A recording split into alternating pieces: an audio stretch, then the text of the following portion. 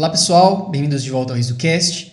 E no episódio de hoje continuamos a falar sobre a oração como uma arma letal contra a incredulidade, dentro ainda da série Em Oração. No episódio da semana passada nós falamos um pouco sobre a incredulidade e destacamos que a incredulidade ela não é passiva, como muitos pensam que é uma simples falta de fé. Mas ela é ativa, ela é um posicionamento do coração. É quando nós nos posicionamos e permitimos considerar ideias contrárias ao que Deus disse. Uma voz contrária à voz de Deus.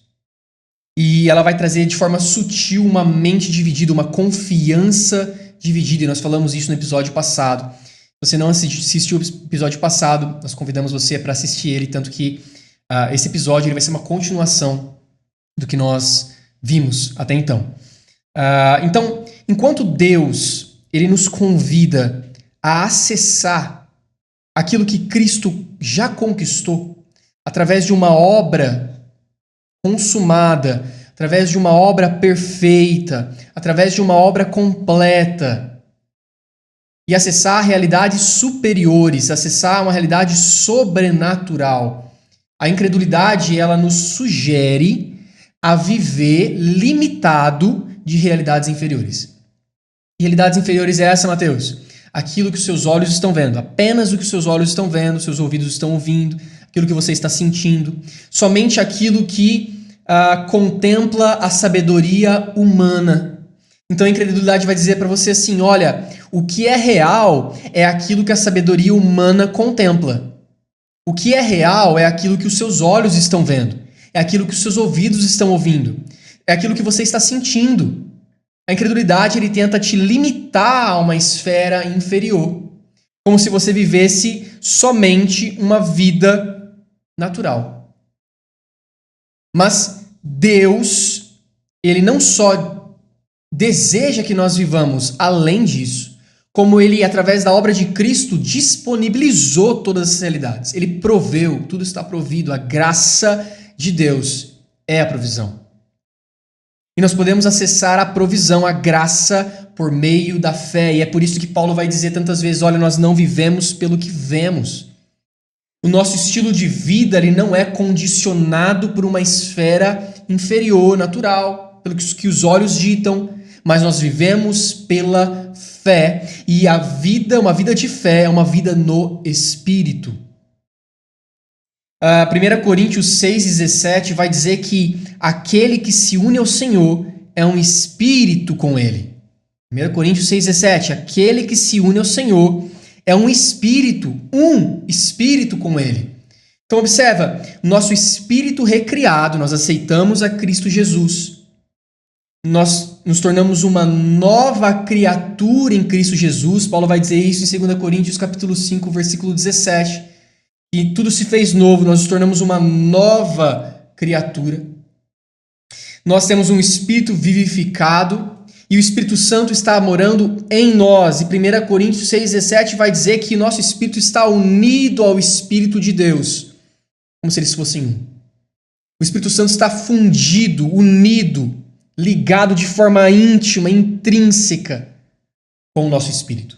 Dessa forma, o nosso espírito ele sempre crê, e esse é um ponto que nós discutimos bastante na semana passada, no último episódio. O nosso espírito ele sempre crê. Nunca vai existir nenhum momento em que o seu espírito vai dizer, seu espírito recriado vai dizer, eu não creio na voz de Deus. Porque a voz de Deus é a única voz que ele tem, é a voz que ele tem mais forte. Porque está nele, está fundido, ligado a ele. Nada é mais real do que a voz de Deus, ao seu espírito. Então, o seu espírito sempre crê. Então, uma vida de fé é uma vida no espírito. Agora, a nossa mente nem sempre crê. Quando a nossa mente está renovada na palavra de Deus, quando a nossa mente ela foi transformada e ela está moldada por padrões sobrenaturais. Quando nós começamos a nossa mente trabalhar em parceria com o Espírito, então nós não nos limitamos somente ao natural, ao inferior. Agora, quando a nossa mente, ela não faz parceria com o espírito, mas faz parceria com pensamentos, com inclinações da carne, com inclinações do velho homem, com ideias naturais, quando ela não se renova constantemente na palavra de Deus, então ela cai na posição de: será mesmo que Deus disse é real? Será que o que ele disse é para mim? Será que o que ele disse é para agora? Percebe que esses lugares de questionamento, esses pensamentos que questionam o que Deus disse, eles vêm de ideias contrárias ao que Deus disse. Eu gostaria que você abrisse, se você puder, a sua Bíblia em Números capítulo 13. Números capítulo 13, versículo 1. Nós vamos ler alguns versículos e pular já dentro do capítulo 13 para a parte final. Só para a gente contextualizar aqui o que está acontecendo. Mas Números 13, capítulo 1, vai dizer assim: E o Senhor disse a Moisés: Envie alguns homens em missão de reconhecimento à terra de Canaã, terra que dou aos israelitas. Envie um líder de cada tribo dos seus antepassados. Versículo 3. Assim Moisés os enviou do deserto de Parã, conforme a ordem do Senhor. Todos eles eram chefes dos israelitas. Agora eu gostaria que você pulasse para o versículo 25. Números 13 e 25. Vai dizer assim: Ao fim de 40 dias, eles voltaram da missão de reconhecimento daquela terra. Eles então retornaram a Moisés e a Arão e a toda a comunidade de Israel em Cádiz, no deserto de Parã, onde prestaram relatório a eles e a toda a comunidade de Israel. E eles mostraram os frutos da terra. E deram o seguinte relatório a Moisés: Entramos na terra a qual você nos enviou, onde mana leite e mel, e aqui estão alguns frutos dela. Mas o povo que lá vive é poderoso, e as cidades são fortificadas e muito grandes. Também vimos descendentes de Enaque, que eram os gigantes. Versículo 29. Os amalequitas vivem no Neguebe, os hititas, jebuseus, amorreus vivem na região montanhosa, os cananeus vivem perto do mar e junto ao Jordão. Então Caleb fez o povo calar-se perante Moisés e disse: Subamos e tomemos posse da terra. É certo que venceremos. Mas os homens que tinham ido com ele disseram: Não podemos atacar aquele povo. É mais forte do que nós. E espalharam entre os israelitas um relatório negativo acerca daquela terra. Disseram: A terra para a qual fomos em missão de reconhecimento devora os que nela vivem. Todos os que vimos são de grande estatura. Vimos também os gigantes, os descendentes de Enaque, diante de quem parecíamos gafanhotos. Se a gente pular para o capítulo seguinte, Números 14, versículo 9, nós vamos ver também o que Josué traz, né, a contribuição de Josué a isso. E Josué e Caleb, Números 14 e 9, vai dizer assim: Somente não sejam rebeldes contra o Senhor. Isso é Josué dizendo. E não tenham medo do povo da terra, porque nós os devoramos como se fossem pão. A proteção deles se foi, mas o Senhor está conosco. Não tenham medo deles. Então observa aqui, essa passagem ela é bem conhecida, provavelmente você conhece essa passagem. Aqui nós temos dois relatórios. Nós temos o relatório de 10 espias dizendo assim: olha, o povo que vive naquela terra é mais forte do que nós. Nós não podemos subir contra eles. Eles devoram os que vivem nela. E eles vão terminar dizendo assim: olha, diante deles parecemos gafanhotos. Esse é um relatório de 10 dos espias.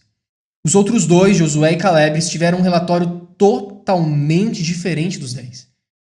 Observa que Caleb disse: olha, subamos e tomamos a terra. É certo que venceremos. E Josué, no capítulo seguinte, ele disse, olha, não tenham medo do povo da terra, porque nós os devoramos como se fossem pão. Então, enquanto os 10 diziam assim, olha, aquele povo devora a gente, se a gente subir lá, Josué diz, se a gente subir lá, a gente devora aquele povo como pão.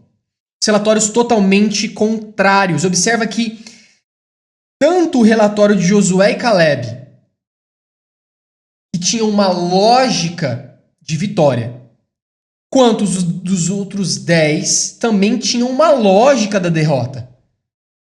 O pensamento deles não estavam sem uma descrição. Eles trouxeram um relatório e existia uma lógica por trás disso. Existia uma lógica para os 10 falarem, olha, não dá para subir.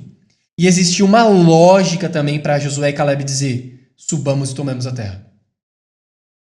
A questão é, por que existiam ideias diferentes? Porque eles estavam ponderando e construindo o relatório baseado em coisas diferentes. Eles estavam conscientes de realidades diferentes.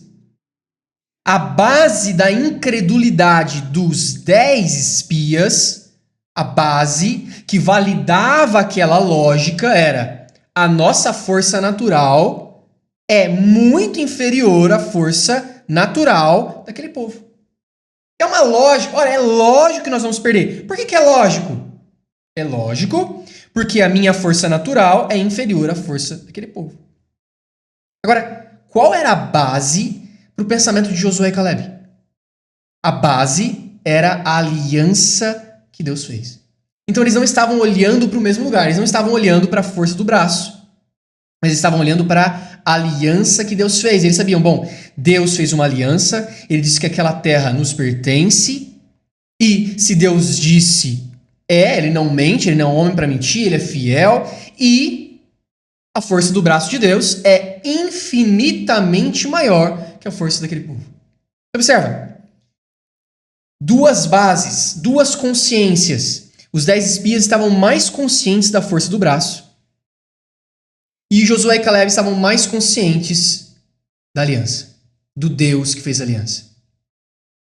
Os 10 estavam mais conscientes deles mesmos, do natural. E o Josué e Caleb estavam mais conscientes de Deus. Estavam com eles. Josué e Caleb não estavam levando em consideração a capacidade deles de guerrear, as habilidades, as estratégias, a força deles. Mas Josué e Caleb estavam levando em consideração a força de Deus. E observa que a única resposta válida para aquele que é mais confiável do universo, aquele que é o mais fiel do universo, é Deus. A única resposta válida é eu crer e confiar. E Josué e Caleb estavam descansando nisso. Descansando no fato de que Deus prometeu e ele iria cumprir. E que Deus era infinitamente mais forte que aquele povo. Então eles disseram, subamos. É certo que nós venceremos. É certo pela força dos nossos braços? Não, é certo porque Deus disse. E se Deus disse, e Ele está conosco, é certo que nós venceremos. Nós devoraremos aquele povo como pão. Aí você pode dizer, mas Mateus, aquele povo estava com medo. Os 10 espias, quando eles olhavam para a força dos braços, eles estavam com medo. Então não é normal, Mateus, você achar que de eles pensarem, bom, não vamos subir não. A questão é, qual era a base que validava o medo? O medo e a incredulidade, eles andam muito juntos. O medo e a incredulidade, eles são quase que parceiros. A base para o medo ali, observe uma coisa antes. O medo, ele sempre, eu gosto de dizer isso, o medo ele sempre inicia com sugestões na mente. Ele sempre vem como sugestões na mente. Olha, eu acho que não vai dar certo aquilo, hein? Olha, eu acho que vai faltar. Olha, eu acho que não tem solução para esse problema. Olha, eu acho que você vai morrer. Olha, eu acho que o casamento vai acabar. Olha, eu acho... Então ele começa como sugestões da mente. Mas a questão é que o alvo principal não é a sua mente. O alvo principal é o seu coração. É o seu lugar de confiança. Então o medo ele vem lançando ideias, lançando sugestões na sua mente, mas o objetivo é plantar uma semente de incredulidade. Então por isso que eu digo, o medo e a incredulidade eles andam como parceiros. Porque um valida o outro. O que valida o medo é uma ideia inferior. Então, se eu abraço o medo, se eu dou lugar ao medo, significa que eu abracei uma ideia inferior. E essa ideia inferior, ela traz uma confiança dividida, ela traz incredulidade. Eles trabalham juntos, o medo e a incredulidade. E ela vai trazer uma ideia de falsa vulnerabilidade, né? Porque o medo diz assim, olha, vai faltar. Então você se sente vulnerável àquela situação. Você não consegue descansar naquela situação, mas você se sente vulnerável ao que pode ocorrer. Só que isso teve base em um pensamento inferior. É porque você abraçou um pensamento inferior. É porque você está levando em consideração a força do seu braço. Observa que Paulo vai dizer em 2 Timóteo capítulo 1, versículo 7. Deus não nos deu espírito de medo, mas de poder, de amor e de mente sã. Deus não nos deu um espírito de medo, mas de poder, de amor e de uma mente sã. Então, observa que o Espírito Santo, ele é um espírito de amor, poder e mente sã. Essa palavra mente sã é uma mente segura, uma mente disciplinada. Bom, se o espírito que Deus nos deu é um espírito de poder, amor e mente sã, mente segura, isso significa que o espírito de medo, ele é um espírito que traz falta de poder, impotência e traz uma mente dividida, uma mente não segura. Percebe? Então o medo, ele traz uma mente dividida. Ele trabalha junto com pensamentos de incredulidade, pensamentos inferiores. É essa a base do medo. Agora a questão é, linkando novamente tudo isso à oração como uma arma letal, como uma arma de ataque contra a incredulidade. Observa que Josué e Caleb, eles estiveram expostos à aliança de Deus, assim como os 10 espias. Os 10 espias também sabiam da aliança que Deus tinha feito. O fato aqui não é que Josué e Caleb ouviu o que Deus disse da aliança, da promessa sobre a terra prometida, e os 10 não ouviram. Todos eles ouviram. A questão é que 10 estavam conscientes de uma coisa, 2 estavam conscientes de outra. Mas todos eles ouviram a mesma coisa. Agora, observa a diferença que existe aqui. Êxodo 33, nós vamos ler versículo 7, a partir do versículo 7, vai falar um pouco sobre um hábito, uma rotina de Josué. Observa só, Êxodo 33, 7. Moisés costumava montar uma tenda do lado de fora do acampamento. E ele a chamava de tenda do encontro, que era o local onde Moisés se encontrava com Deus. Quem quisesse consultar a Deus ia à tenda fora do acampamento. Sempre que Moisés ia até lá, todo o povo se levantava e ficava de pé à entrada de suas tendas, observando-o, até que ele entrasse na tenda. Assim que Moisés entrava, a coluna de nuvem descia e ficava à entrada da tenda, enquanto o Senhor falava com Moisés. Quando o povo via a coluna de nuvem parada à entrada da tenda, todos prestavam adoração de pé, cada qual na entrada da sua própria tenda. Versículo 11. O Senhor falava com Moisés face a face, como quem fala com o seu amigo. Depois Moisés voltava ao acampamento, mas Josué, filho de Num, que lhe servia como auxiliar, não se afastava da tenda. Então observa que Josué, ele se mantinha na tenda do encontro. Ele não se afastava da tenda do encontro. Ele se expunha à presença de Deus. ele se expunha constantemente à voz de Deus. Nós já falamos nessa série sobre a presença que transforma. Se você não assistiu esse episódio, eu te convido a acessar no nosso canal no YouTube ou no Spotify e ouvir a presença que transforma. Mas observa que Josué, ele era transformado diariamente pelo encontro com Deus, pela voz de Deus, pela presença de Deus. A perspectiva de Josué e Caleb foi mudada pela exposição à presença de Deus. Então observa que uma vida de oração, uma vida de exposição à presença de Deus transforma. Transforma a nossa vida, transforma os nossos relacionamentos, transforma a nossa perspectiva. E a partir do momento nós nos tornamos mais conscientes do que o que Deus disse, do que conscientes do que o nosso corpo diz, do que a sabedoria humana diz. Não é sobre você ser ignorante a respeito da ciência, mas é você ter uma consciência maior no que Deus disse. É você não se limitar à sabedoria humana, mas você saber que existem realidades superiores e elas estão disponíveis através da obra de Cristo. Elas te pertencem, elas são herança sua. Deus disse, a promessa é uma herança hoje. Assim como Deus tinha dito para o povo de Israel. E Josué e Caleb sabiam disso, eles estavam muito conscientes disso. Eles estavam moldados pela voz de Deus. Eles tinham uma perspectiva diferente. Porque se expunham à presença. Eles estavam constantemente em oração. Observa só o que vai dizer em 1 João, capítulo 4, versículo 18. Ainda relacionando o medo com a incredulidade. 1 João 4, 18, ele vai dizer assim: no amor não há medo.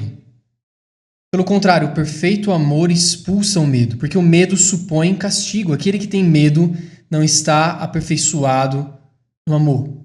A falta de consciência do amor lhe gera insegurança. E aí 1 João 4,18 está dizendo, olha, o amor perfeito, ele expulsa todo medo.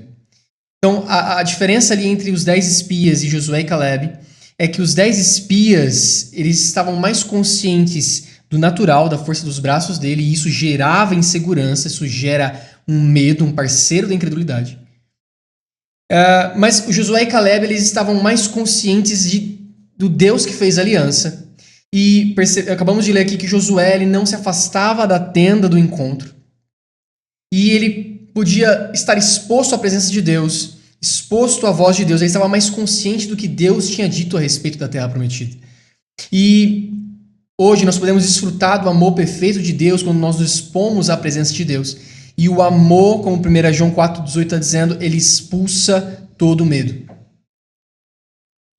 Quando o medo ele tenta sugerir alguns pensamentos que te deixam em certa vulnerabilidade, e nós nos expomos à presença de Deus, nós alimentamos a nossa consciência de que Deus nos ama, que nós somos amados, que Ele cuida de nós como ninguém.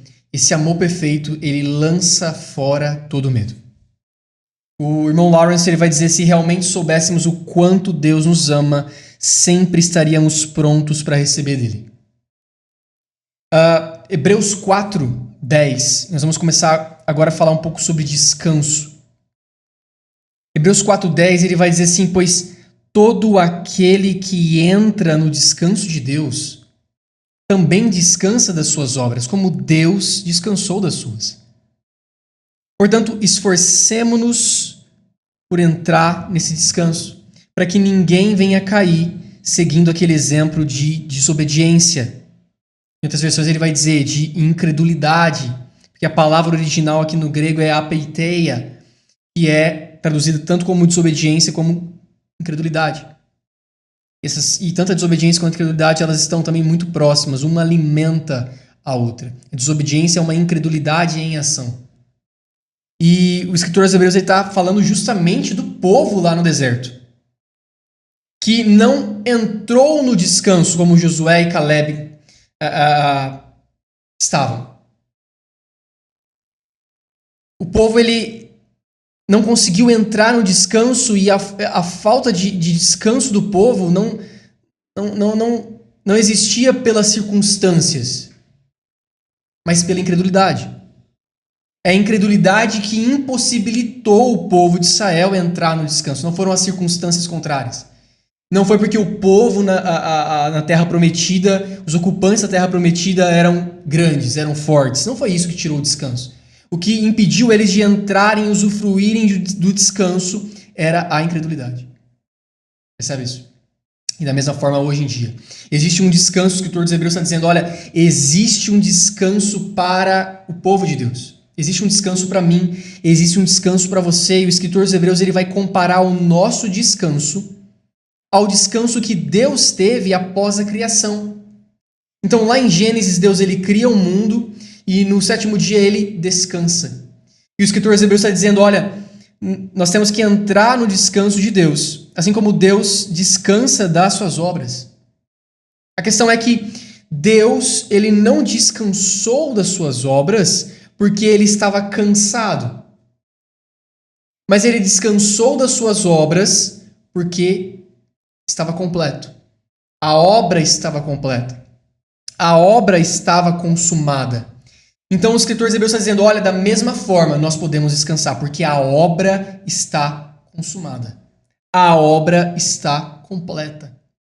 O descanso que existe para mim e para você é porque a obra de Cristo está completa. Ela está consumada. Ela está finalizada. Então nós podemos usufruir de um descanso. É claro que na antiga aliança, né, no Velho Testamento ali, quando o povo estava ali no deserto,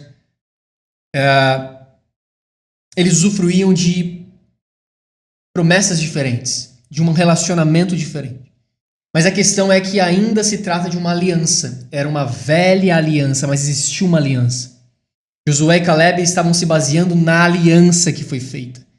Hoje eu e você também temos uma aliança. É uma nova aliança com superiores promessas. E observa que o nosso descanso também se baseia na aliança. Assim como Josué e Caleb se basearam na aliança. Hoje eu e você podemos nos expor à presença de Deus. E quando nós nos expomos à presença de Deus, deixamos Ele nos amar, somos preenchidos pelos pensamentos cheios de amor de Deus, pelos planos cheios de esperança, todo medo é expulso. Ele alimenta o nosso coração. Nós vimos isso no episódio passado, né? Jesus dizendo lá em Mateus 4,4, olha, não só de pão físico vive o homem, mas de toda a palavra rema que procede da boca de Deus. Nós vamos pegar um episódio só para falar a respeito da fé como essa substância relacional. Mas, já adiantando, observa que Jesus está dizendo, olha, você não se alimenta só no físico. Lembrando que nós não somos um corpo, nós somos um espírito. Então é você estar mais consciente do espírito. Você é um espírito, tem uma alma e habita num corpo. Você é um espírito, tem uma alma e habita no corpo. E Jesus lá em Mateus 4,4 vai dizer, olha, você não se alimenta só do físico. Não é só o seu corpo que precisa de alimento e esse alimento sustenta o seu corpo. Não. Você também se alimenta das palavras que saem da boca de Deus, da palavra rema, da palavra revelada da boca de Deus. E ela alimenta o seu espírito assim como o pão físico alimenta o seu corpo. Ele sustenta o seu corpo. Então a palavra de Deus sustenta o seu espírito. Traz vida ao seu espírito. E da mesma forma que você precisa se alimentar fisicamente todos os dias, você precisa se alimentar da voz de Deus todos os dias. Nós vimos lá em Números 33 que Josué não se afastava da tenda, ele estava se alimentando da presença, ele estava sendo transformado pela presença. A perspectiva dele era diferente dos 10 espias porque ele estava se alimentando da voz de Deus.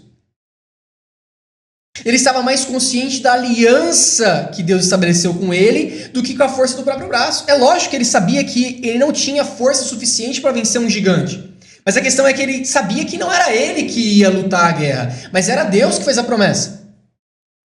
Deus disse e a única coisa que ele tinha que fazer é entrar no descanso. E hoje a nova aliança, ela traz superiores promessas. E observa que a obra está consumada, ela contempla todas as áreas da nossa vida. É muito superior a que o povo viveu no deserto. E assim, era uma sombra, né? Isso que nós estamos falando a respeito do povo de Israel no deserto era uma sombra do que estava por vir. Josué e Caleb eram uma sombra do homem espiritual. Assim como os 10 espias são uma sombra do homem carnal. É uma sombra. O Josué e Caleb é uma sombra daquele homem que nasceu de novo, ele aceitou a Cristo, ele vive no Espírito, ele vive segundo a aliança que foi estabelecida em Cristo Jesus. Josué e Caleb eram uma sombra disso.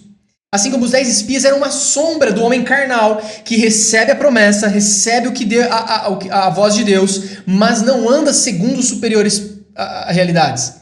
Vive segundo realidades inferiores. Vive segundo o que sente. Vive segundo o que vê. Vive segundo o que pensa. Ele aceita a sugestão da carne de se limitar segundo a sabedoria humana. É uma sombra do homem carnal. Percebe isso? E é bem legal que Hebreus 4:10, na versão TPT, na versão apaixonada, ele vai dizer assim: ao entrarmos na vida de descanso da fé de Deus. Observa que ele fala que é um estilo de vida. O descanso não é algo pontual para nós usufruirmos. Eu não usufruo do descanso de vez em quando. Eu não usufruo do descanso quando as circunstâncias estão boas. Não. O descanso é um estilo de vida da fé. Entrarmos na vida de descanso da fé. De vida de fé é um estilo de vida de descanso. Porque eu vivo por aquilo que Cristo conquistou, pela obra consumada de Cristo, por aquilo que já está feito. E ele vai continuar dizendo assim: cessamos de nossas próprias obras. Assim como Deus celebra as suas obras consumadas e descansa nelas. Portanto, devemos estar ansiosos por experimentar essa vida de descanso da fé, para que ninguém fique aquém, seguindo o mesmo padrão de dúvida e incredulidade do povo de Israel, do povo no deserto. Então, o contrário do descanso é a incredulidade. Se eu não entro no descanso, significa que eu estou alimentando um posicionamento de incredulidade. Eu estou querendo não mais me colocar sobre as bases do que está consumado, do que está feito. Mas é como se eu quisesse fazer com as minhas mãos. Como se eu quisesse conquistar com as minhas mãos. Descanso, ele não é uma inatividade. Então você está falando então que é uma inatividade. Não, o descanso não fala sobre uma inatividade, fala sobre uma confiança. Eu descanso porque eu confio na obra consumada. Significa então que se eu não entro num descanso, significa que eu não estou confiando na obra consumada. E se eu não confio na obra consumada, eu caio numa posição de vulnerabilidade, falsa vulnerabilidade, uma vulnerabilidade ruim, do tipo, então eu preciso fazer algo para conquistar. Eu preciso fazer algo para prover. Eu preciso fazer algo para ser amado. Eu preciso algo para ser aceito. Eu preciso fazer algo para conquistar a minha cura. Eu preciso fazer algo para conquistar a minha prosperidade. Percebe que te coloca numa posição onde você precisa fazer. Você sai do descanso. Mateus, se você fosse descrever, definir o descanso, porque observa que o escritor dos Hebreus vai dizer assim, se esforcem. E é legal porque o sentido dessa palavra de se esforçar é seja rápido, diligente, intenso, zeloso para entrar no descanso. Seja rápido para entrar no descanso. Seja intenso, diligente. Mateus, o que seria se esforçar para ser rápido e entrar no descanso? O que é esse esforço que o escritor dos Hebreus diz? É você se desfazer de todo o pensamento altivo que se levanta contra o conhecimento de Deus.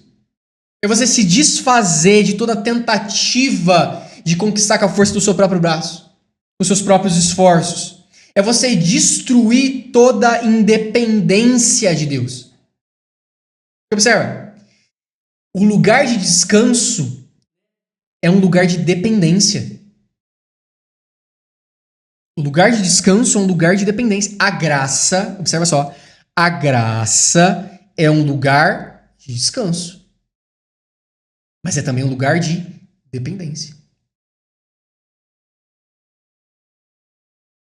A incredulidade, ela vem te propondo para você agir por independência. Olha, não dependa do que foi feito.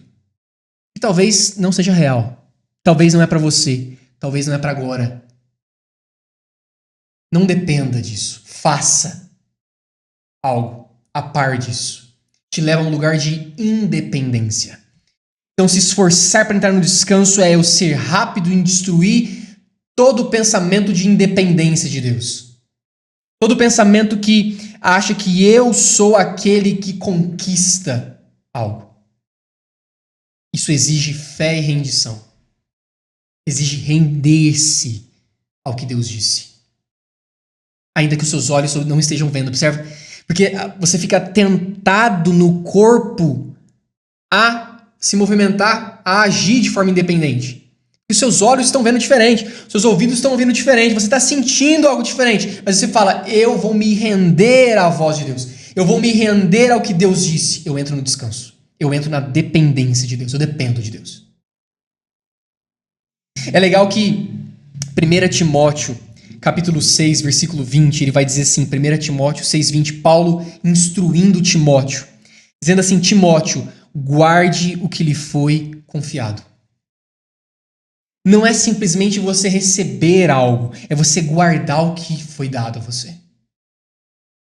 Eu recebi uma palavra de Deus, não é simplesmente, recebi uma palavra, que legal, e a semana que vem, o que será que Deus vai me dizer? E na outra semana, o que será que Deus vai me dizer? E você fica caçando palavras, mas você não guarda nenhuma delas. Você não é guardião de nenhuma delas. Você fica viciado em palavras. Mas Paulo está dizendo assim, Timóteo, guarde o que foi confiado. Guarde, cuide do que foi confiado. Bill Johnson, ele tem uma ilustração que eu gosto demais. Ele vai falar assim que, olha, é sobre você, ele compara, né? Ele fala que a palavra de Deus é como uma semente no seu coração, uma semente no solo do seu coração. E a incredulidade é como se fosse uma outra semente no solo do seu coração. E duas sementes plantadas no mesmo lugar, como se elas disputassem pelos nutrientes do seu coração. É como se ela tentasse, se a semente da incredulidade quisesse retirar a energia da sua fé, sufocar a semente da fé para que ela germine e cresça. Paulo está dizendo assim, olha, guarde o que lhe foi confiado. Não é simplesmente você receber uma semente no seu solo. É você guardar para que ervas daninhas não nasçam ali naquele solo. É você guardar para que outras sementes não caiam naquele solo, sementes contrárias à semente da palavra de Deus, e dispute e sufoque a palavra. E Paulo vai continuar dizendo assim para Timóteo, Timóteo, evite as conversas inúteis e profanas e as ideias contraditórias do que é falsamente chamado de conhecimento. Isso aqui é muito bom. Ele vai dizer assim, professando, alguns desviaram-se da fé. Graça seja com vocês. Observa que Paulo fala assim, Timóteo, olha, tem muitas ideias aí que são falsamente chamadas de conhecimento. Mateus, é conhecimento, é sabedoria humana. Paulo está dizendo, cuidado, porque elas são chamadas de conhecimento, elas são chamadas de sabedoria, mas muitos se desviaram da fé quando abraçaram elas. É porque então, quando você abraça essas ideias que parecem tão sutis, parecem tão inofensivas, elas são conversas inúteis, profanas muitas vezes. Mateus, não é inútil, não é profano, é conhecimento. Paulo vai dizer ideias contraditórias. Contraditórias ao quê? Contraditórias ao que Deus disse. Ao que Deus disse. Sabedoria humana, Mateus. Tá, mas você não é limitado pela sabedoria humana. Existem realidades superiores disponíveis para você em Cristo Jesus. Paulo vai dizer lá em Colossenses, olha, você está falando sério de viver essa nova vida em Cristo Jesus? Mantenham a mentalidade nas coisas do alto. Olhem para o alto. Vejam o que acontece ao redor de Cristo. São realidades superiores, disponíveis para mim e para você. É uma herança. Já está consumada, a obra já foi feita. E aí Paulo vai dizer, cuidado para você não se envolver com ideias que se chamam conhecimento, que se chamam influências intelectuais, que se chamam-se racionalidade. Mateus é racional. Assim como os 10 espias tinham uma razão, uma lógica para defender a ideia de que eles não podiam subir na terra prometida. E a lógica estava na força dos braços. Mas a questão é que nós temos uma nova lógica, a lógica dos céus. Existe uma nova lógica, a lógica dos céus, onde eu olho para a terra prometida e digo, é certo que venceremos. Mateus, você não está vendo a força do braço? É certo que venceremos. Pela força do seu braço? Não. E Deus disse. E a palavra de Deus, rema, é carregada de poder. Se ele disse é, e é desde o momento em que ele disse. Nós falamos disso no episódio passado. O que Deus disse é, e é desde o momento em que ele disse. Não é quando os seus olhos veem, é quando ele disse. Porque o que ele diz tem poder criativo. Seus olhos ainda não viram, mas já é. E a lógica dos céus, eu posso me basear por elas. Eu posso viver segundo elas. Eu posso manter os meus olhos nas coisas do alto. E em oração, a oração em jejum, né, que Jesus vai ensinar lá para os discípulos em Mateus 17. A oração em jejum, elas são uma prática que vão manter os seus olhos alinhados no autor e consumador da nossa fé. Vai manter os nossos ouvidos abertos, próximos da voz rema de Deus. Em oração, nós estamos sendo alimentados pelo que Deus diz. Nós estamos discernindo o que o coração de Deus está tendo para aquele momento. Ele está alimentando. Assim como o pão físico alimenta o nosso corpo, nós estamos sendo alimentados no Espírito pela voz dele. E aí então nós começamos a andar não pela lógica do mundo, mas pela uma lógica dos céus. Bill vai dizer, o problema às vezes não é que nós temos uma incapacidade de ouvir a voz de Deus. Nosso problema com a fé não é a incapacidade de ouvir a voz de Deus. Nosso problema muitas vezes é que nós ouvimos tantas vozes e nós alimentamos essas vozes no nosso coração, no nosso lugar de confiança. Percebe só? Né? Sobre a confiança dividida do episódio passado. Então nós começamos a alimentar essas vozes e elas começam a criar raízes, elas começam a crescer e começam a disputar pelo que Deus disse, contra aquilo que Deus disse. É por isso que Provérbios vai dizer, né, acima de tudo, guarde o seu coração. Guarde o que você tem no seu coração. Guarde o seu lugar de confiança. Já caminhando para o final do episódio, nós falamos no episódio passado sobre a passagem do pai trazendo o filho doente, né, para os discípulos curarem, os discípulos não curam, e aí ele traz para Jesus. Esse foi o versículo âncora, inclusive, do episódio passado. E para a gente fechando o episódio, eu gostaria de ler a mesma história, a mesma cena, só que agora pelos olhos de Marcos. Evangelho de Marcos. Marcos, capítulo 9. E é o mesmo relato. Nós vamos ler a partir do versículo 23, só 2 versículos, né? Então, os discípulos tentam curar o menino, não conseguem. Eles trazem para Jesus. E aí, então, o pai do menino vai dizer assim para Jesus, no versículo 23, Marcos 9, 23, né? Desculpa, 22. No finalzinho. Mas, se podes fazer alguma coisa, tem compaixão de nós e ajuda-nos. O pai do menino falando, Jesus, se você pode fazer alguma coisa, tem compaixão de nós e ajuda-nos. Aí no versículo 23, Jesus vai dizer assim, se podes, disse Jesus, tudo é possível aquele que crê. E nós já falamos a respeito de tudo é possível aquele que crê na série passada. E aí, versículo 24, ele vai falar, imediatamente o pai do menino exclamou, creio, ajude-me a vencer a minha incredulidade. 2 pontos, só relembrando, Jesus vai dizer, olha, tudo é possível aquele que crê. E se Jesus disse que tudo é possível, é porque tudo é possível aquele que crê. Deus, ele traz um universo de possibilidades onde todas são possíveis. Tudo já está provido. Ele fala, tudo é possível aquele que crê.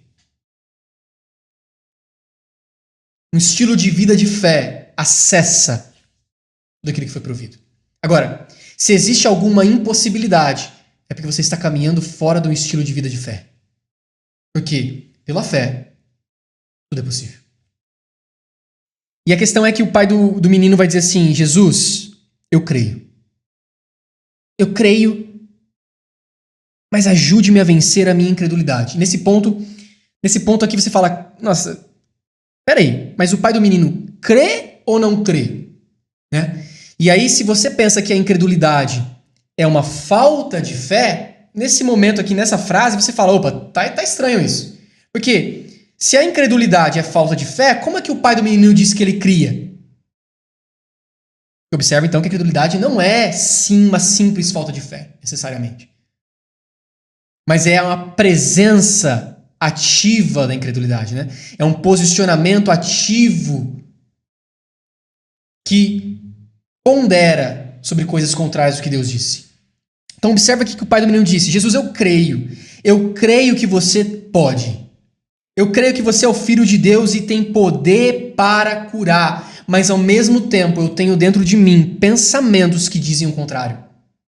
Eu tenho dentro de mim uma confiança dividida, ideias que contrariam a fé. Contrariam a isso que você me disse, que tudo é possível aquele que crê. E é legal que essa frase do pai do menino aqui, ela não é uma frase neutra.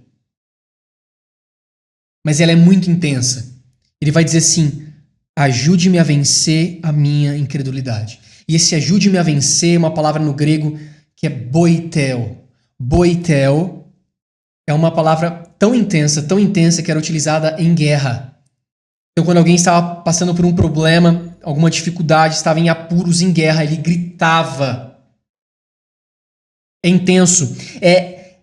Tem o significado de corra intensamente em meu auxílio. Então, o pai do menino está dizendo assim para Jesus, Jesus, creio, mas corra intensamente.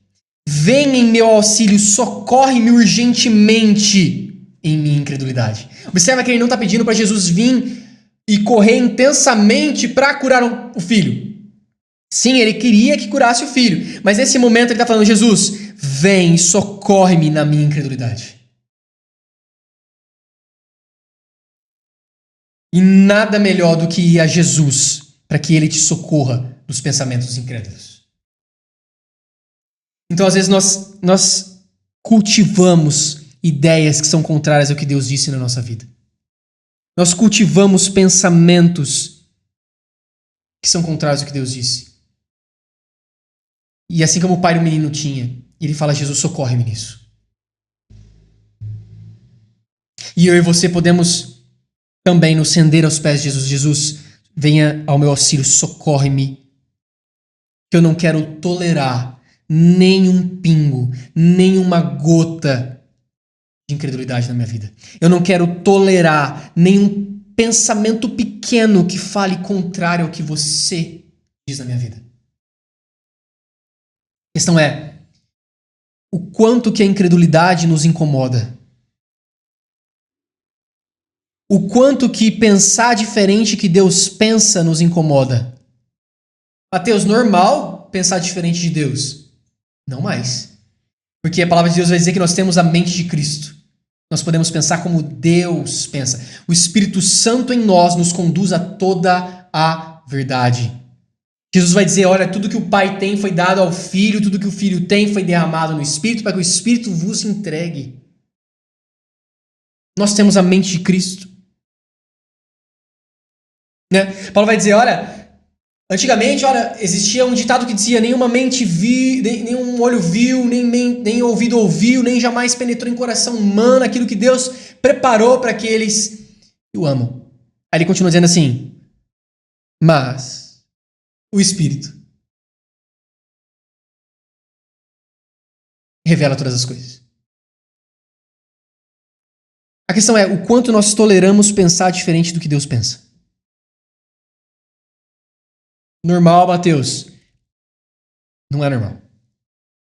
Enquanto nós achamos que é normal, nós mantemos um lugar de confiança dividida.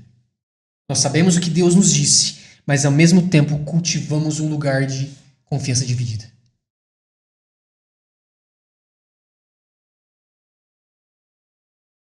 É sabedoria humana, Mateus. Paulo vai dizer para Timóteo,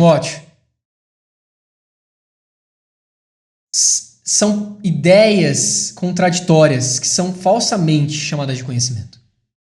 São que elas são contraditórias ao que Deus diz. Nós temos que nos posicionar assim como o pai do menino se posicionou.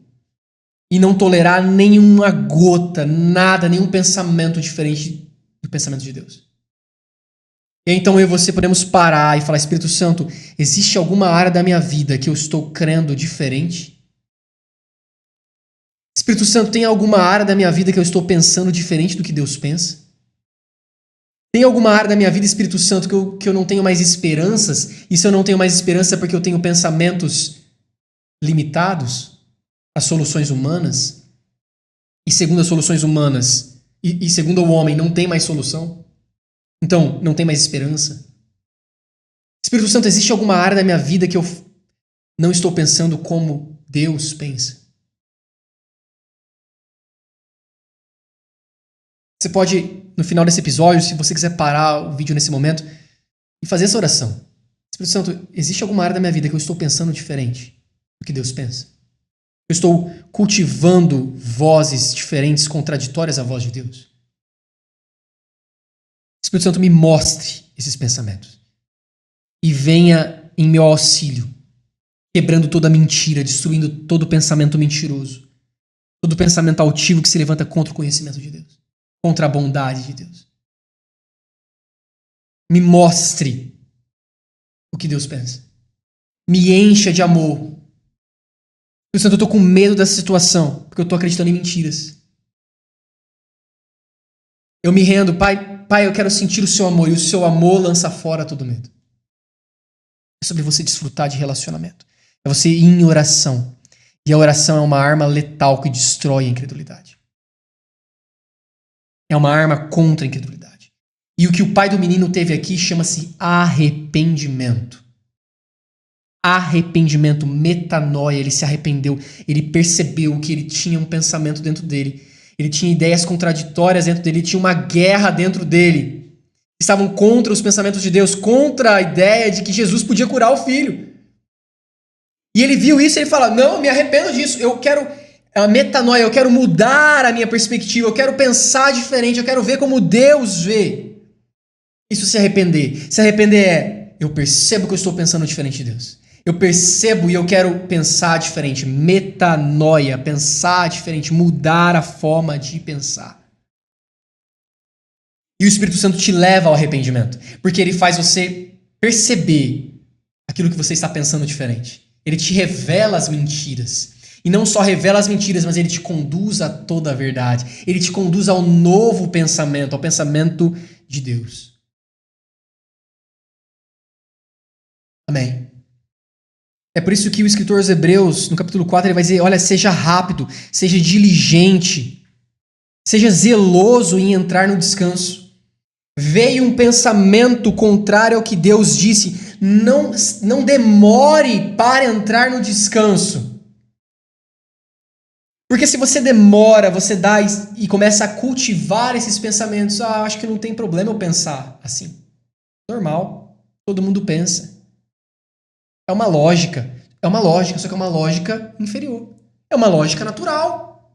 E Deus está te chamando para pensar uma lógica dos céus. Seja rápido para entrar no descanso. Seja rápido para detectar pensamentos contrários ao que Deus disse. Rápido. Diligente, zeloso. E Jesus vai dizer em Mateus 11, 28, venham a mim todos que estão cansados, sobrecarregados, que eu lhes darei descanso. Sejam rápidos. Jesus tem algo que está querendo me levar para longe do descanso. Tem algo querendo me sobrecarregar, me carregar com pesos que não me pertencem, com um jugo que já foi quebrado. Jesus diz: vem a mim. Vem a mim que eu sempre tenho descanso. Que minha obra já foi feita, minha obra já está consumada. Nesse contexto aqui, Jesus está falando sobre a revelação de que Deus era Pai. Venham a mim e vocês terão a revelação de que Deus é Pai. É você sempre se lembrar que Deus é um bom Pai. E em oração nós relembramos isso, nós discernimos o coração de Deus, nós ouvimos a voz de Deus. Nós provamos e vemos que Ele é bom. Isso é uma arma contra a incredulidade. O amor de Deus nos purifica. Ele tira tudo aquilo que é erva daninha.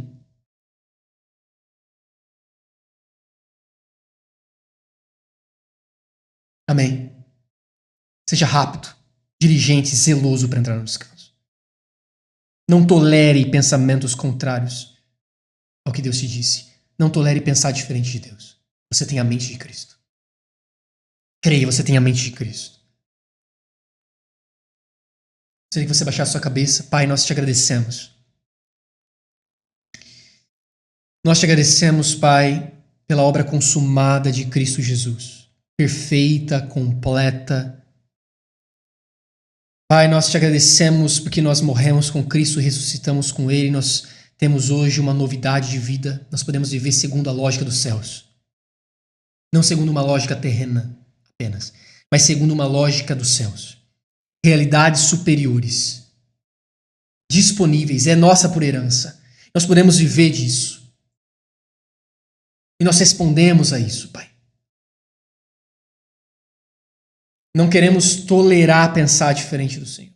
Não queremos aceitar a sugestão de viver uma vida limitada pela sabedoria humana, limitada pelos sentidos. Nós não vivemos pelo que vemos, mas vivemos pela fé. Um estilo de vida de fé é uma vida no Espírito. Espírito Santo, venha nos conduzir a toda a verdade. Se existe alguma mentira que está dando base à incredulidade em nossa vida, Espírito Santo, revele essa mentira. Revele. E nos conduz à verdade. Que nós sejamos edificados sobre a nossa santíssima fé. Que nós venhamos ter revelado a mente de Cristo. Venhamos acessar diariamente, todos os dias, a todo momento, a mente de Cristo. Nós temos a mente de Cristo e a mente de Cristo não funciona segundo uma lógica natural, mas é uma lógica dos céus. Pai, nós te agradecemos, Pai, porque nós podemos entrar em oração a todo momento, estar em uma posição de oração a todo momento, orar continuamente e ser alimentado pelo Senhor, Pai. E ter a nossa perspectiva mudada, ter a nossa consciência alimentada pelo que o Senhor diz. Uma consciência alimentada pela aliança estabelecida em Cristo Jesus. Pai, nós te agradecemos por isso, Pai. Que nós venhamos cada dia mais usufruir dessa vida de comunhão, dessa vida de relacionamento com o Senhor que altera a nossa vida por completo, que muda a nossa vida por completo, que muda a nossa perspectiva por completo. Ensina-nos mais sobre isso, Pai. Espírito Santo, revele-nos mais sobre isso. Nós te pedimos no nome de Jesus. Amém, amém, amém. Você tem a mente de Cristo. Você tem a mente de Cristo. Você é convidado para viver pensando como Deus pensa, em realidades superiores. Uma vida de fé. Lembra, a condição de vida da nova criatura é totalmente fundamentada no que Cristo conquistou. Ela é vivida pela fé, processada no Espírito. Amém? Sejam abençoados. Até o episódio da semana que vem.